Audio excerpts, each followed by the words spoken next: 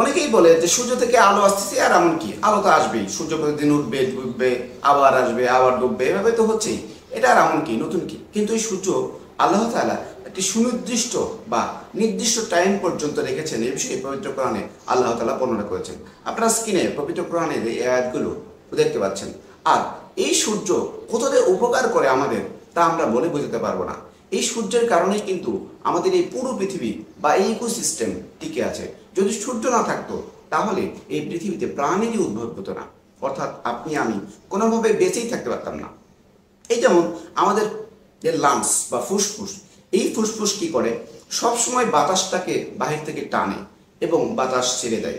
এই নেওয়ার সময় সে কিন্তু অনেকগুলো পদার্থ নেয়, যেমন নাইট্রোজেন, তারপরে অক্সিজেন, তারপরে এই অক্সিজেন থেকে কিন্তু আপনি বেঁচে থাকেন। আর আমরা যখন ছেড়ে দিই সেটি হচ্ছে কার্বন ডাই অক্সাইড।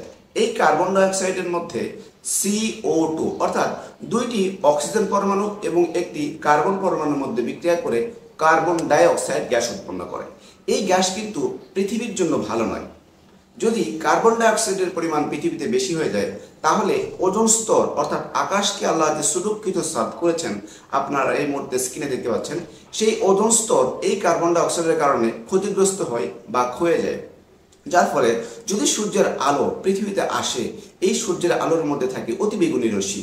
এই অতিবেগুনি রশ্মি, এই ওজোন স্তর যদি ক্ষয়ে যায় বা পাতলা হয়ে যায় তাহলে পৃথিবীতে অনেক অতিবেগুনি রশ্মি আসবে। এই পৃথিবীর প্রাণীগুলোর জন্য সেটি অনেক মারাত্মক কোনো কিছু হয়ে যাবে। এই জন্য আল্লাহ তাআলা এমন একটা ইকোসিস্টেমের ব্যবস্থা রেখেছেন, যেমন সেটি হচ্ছে গাছ।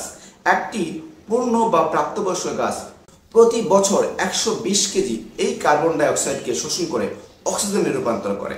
এই সূর্যের আলো যখন এই গাছের পাতার উপরে পড়ে তখন এই গাছের পাতার মধ্যে একটা সালোক সংশ্লেষণ প্রক্রিয়া তৈরি হয়, যার ফলে এই গাছ খাদ্য উৎপাদন করতে পারে। যদি এই আলোটা পৃথিবীতে না আসতো, গাছের পাতার উপর না পড়তো, তাহলে এই সালোক সংশ্লেষণ প্রক্রিয়াটা হতো না, যার ফলে গাছ বেঁচে থাকতে পারতো না, খাদ্য উৎপাদন করতে পারতো না।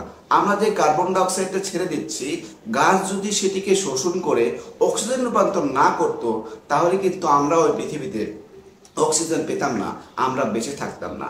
আল্লাহ তাআলা কতটা নিয়ামতপূর্ণ করে এই সূর্যকে আমাদের জন্য যে কর্মে নিয়োজিত করেছেন সেই বিষয়টি পরিষ্কার করে পবিত্র কোরআনে বর্ণনা করেছেন। এবং আল্লাহ তাআলা বলেছেন যে সূর্য একদিন তার আলো হারিয়ে ফেলবে, সূরা তাকবীরের 1 নম্বর আয়াত। সুতরাং বোঝাই যাচ্ছে পবিত্র কোরআনে আল্লাহ তাআলা এই সূর্যের দারুণ গুরুত্বপূর্ণ বিষয়গুলো বর্ণনা করেছেন। এই সূর্য একদিন আলো হারিয়ে ফেলবে এবং বিজ্ঞানীরা বলতেছেন সেটি সময় হচ্ছে আরো প্রায় 450 থেকে 500 কোটি বছর পরে।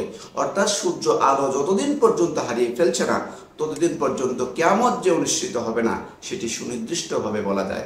আল্লাহ যেহেতু বলেছেন যে সূর্যকে তিনি কর্মে নিয়োজিত করেছেন এবং আল্লাহ যেহেতু বলেছেন যে সূর্য তার আলো হারিয়ে ফেলবে, অর্থাৎ যতদিন পর্যন্ত এই সূর্য আলো হারিয়ে ফেলছে না ততদিন পর্যন্ত কিয়ামত অনুষ্ঠিত হচ্ছে না। আশা করি বিষয়টি বুঝতে পেরেছেন। আসসালামু আলাইকুম ওয়া রাহমাতুল্লাহি ওয়া বারাকাতুহু।